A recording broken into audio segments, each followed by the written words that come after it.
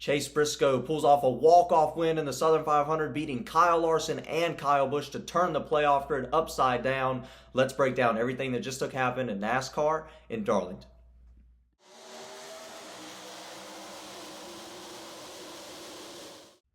Hello everybody, welcome to Dirty Air. I'm your host Alex Lambert, and let's talk about NASCAR's Southern 500 at Darlington, where Chase Briscoe is able to turn the playoff grid upside down, knock out Bubba Wallace and Chris Buescher to punch his ticket into the playoffs, outdueling Kyle Larson and Kyle Busch in the closing laps to win this race.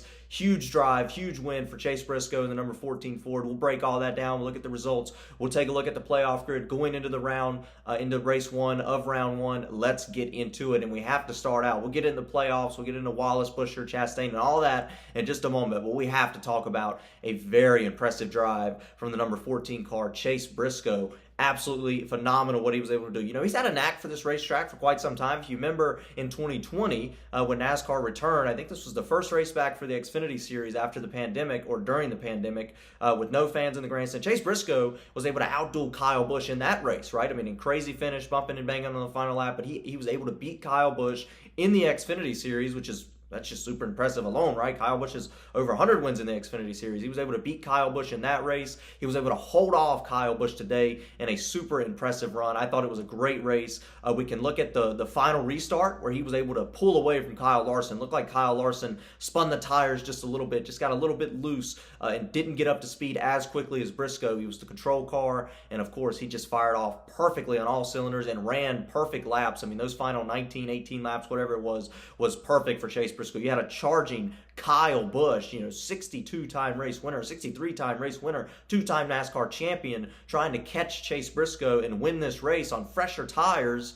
And Chase Briscoe held him off just perfectly. Briscoe at a track this difficult could have slammed the wall, could have slowed down, could have went in the turn too slow.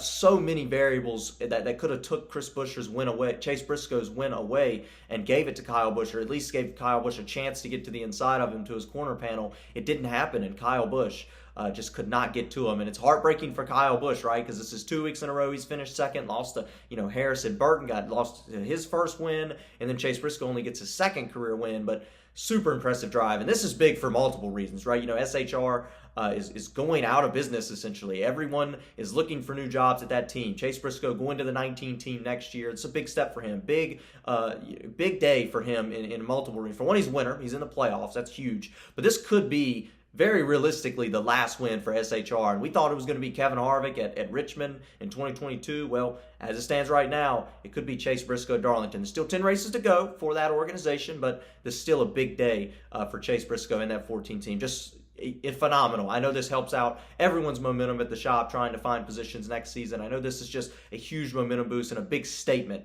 from Chris Buescher going into the 19 team, going to Joe Gibbs Racing next year, because it was just so much talent, right? It takes so much talent to win at Darlington and to hold off Kyle Larson on a restart at one of Larson's best tracks, a track that favors his driving style, to hold off Kyle Busch on all four tires and not make a mistake while mirror driving. Super impressive run. I love this win for the 14 car. Now, you talk about Kyle Busch. We'll take a look at the top 10 here. You talk about Kyle Busch.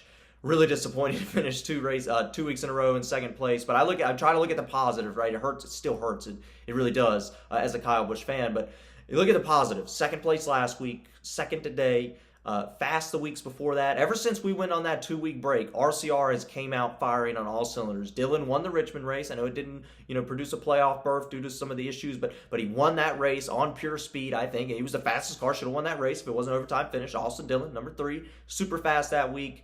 Kyle Busch has been way faster after finishing 30th all summer. He's back up to finishing top 10, running top 5 in top 10 consistently. I think Kyle Busch can get that win and get the 20 seasons in a row with the win, which, in my opinion, and probably in his opinion too, is bigger than making the playoffs, is to keep that 20-year win streak alive, because he'd be the first driver ever to get 20 straight consecutive years with at least one victory. Never been done before by any race car driver. Christopher Bell, nice night for him, finishing third also on the fresher tires. Kyle Larson, really disappointing, I think. Lost the regular season championship by 1 point, 1 position to Tyler Reddick, and we could talk about that a little bit as well, but Kyle Larson, 4th place tonight.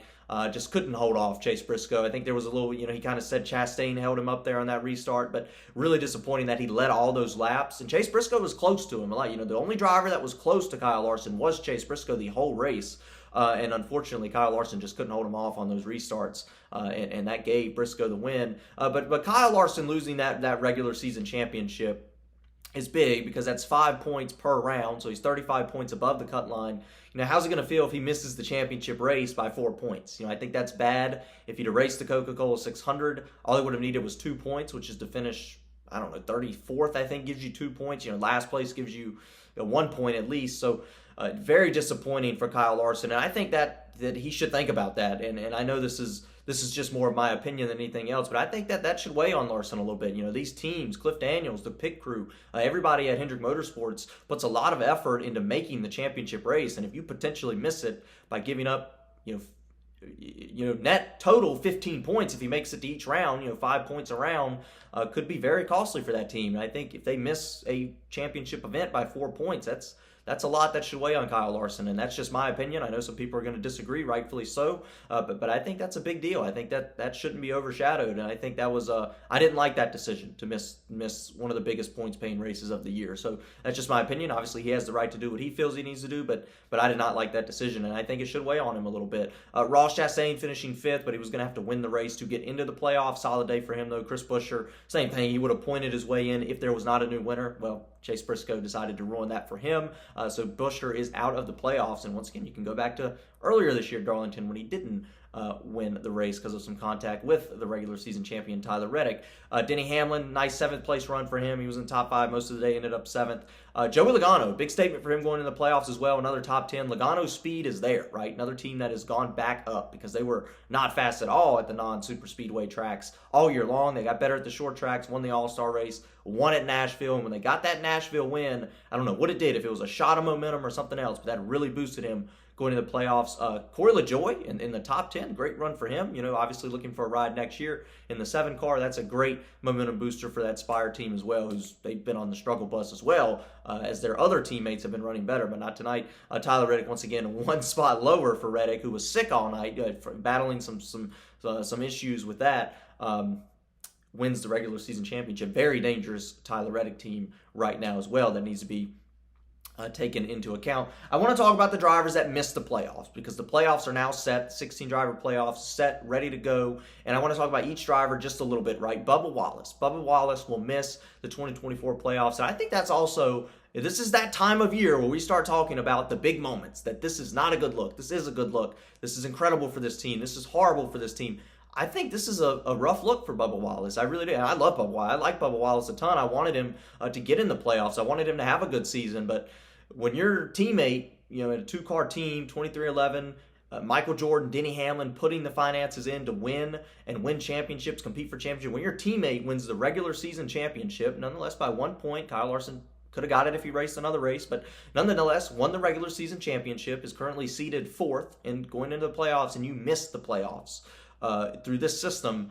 I think that should weigh on Bubba Wallace's shoulders a lot as well, and I think it will, because that's frustrating to see, and I think that does not look good at all for Bubba Wallace as a driver, moving forward, or really that entire 23 team. So there should be some pressure because of that moving forward, and I think there will be. So once again, this is that time of year where it starts to, things either look good or look bad, depending on how they fell out. And I think it's a bad look for Bubba Wallace. You talk about the same thing with Ross Chastain, right? I think it's a bad look for Ross Chastain that he was not able to get into the 16-driver playoffs. Suarez probably had a worse year, probably did not have as good a season as Chastain, but he got the win in Atlanta in week 2, and that punched him into the playoffs. So certainly frustrating that Trackhouse has been on the downfall, I think, this year. So that entire team, I knew Suarez was able to kind of sneak into the playoffs. So he got that win in Atlanta. So according to the system, that puts him in, right? That's what he needed to do to win, get in the playoffs. I think Trackhouse, a lot of pressure on them as well to perform better, right, as a Chevrolet team. They've made the playoffs in the past. They made the championship 4 with Chastain in 2022. Very disappointing they didn't make the 16-driver playoffs this season. The last driver is Chris Buescher.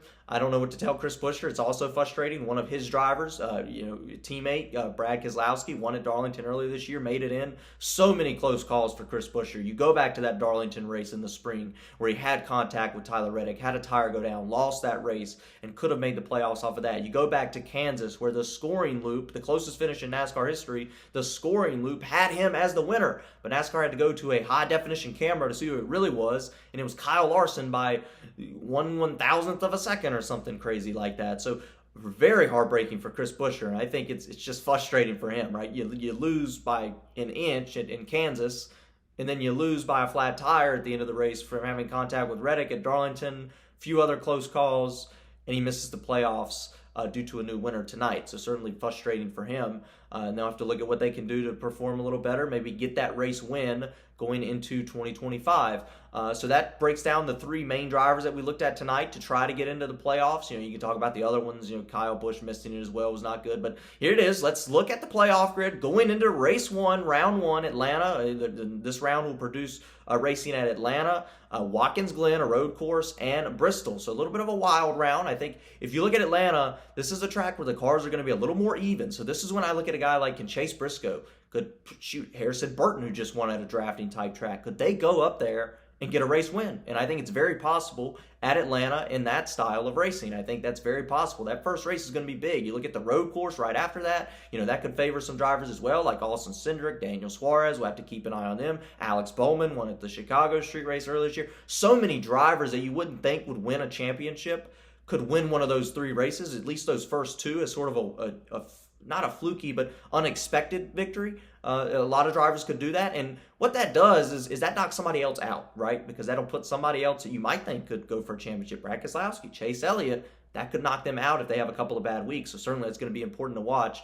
You see Martin Truex Jr. actually the 16th seed on the grid, so that's certainly unfortunate for him. Got caught up in trouble early today. You can take a look at that. Just made a bad mistake. Truex has made a lot of sort of bad mistakes at Darlington in the past. So certainly unfortunate for him, but he is in the playoffs in his final season. That's big for him. And Truex is one of those guys, I still think, with that 19 team and the speed he has and the driver capability that he has, I think he could win the championship. It's going to be hard, being the 16 seed, no bonus points, but I think he could go out there and win a NASCAR championship. I do. I think Truex is still in the hunt. You have Ty Gibbs, Harrison Burton, Chase Briscoe. Once again, all those guys below the cut line. It's really tight. I mean, you get Kyle Larson has a bit of an advantage. Christopher Bell, Tyler Reddick, they all sort of have a bit of an advantage, but one wreck in first stage at Atlanta could put you right on the cut line. So it's going to be interesting to watch moving forward. So that's it. That's really all I wanted to break down during this Darlington race. I thought it was a great Southern 500, one of the best ones I've seen in a while, and I thought it was a fun race. I enjoyed watching every bit of it. Still hurt that Kyle Busch didn't get the win, but that's it. Really, all there is to discuss. Of course, like and subscribe if you like the video, and of course about Kyle Busch, once again, finishing second, not making the playoffs for the first time in the 16 driver era. Let's get rowdy.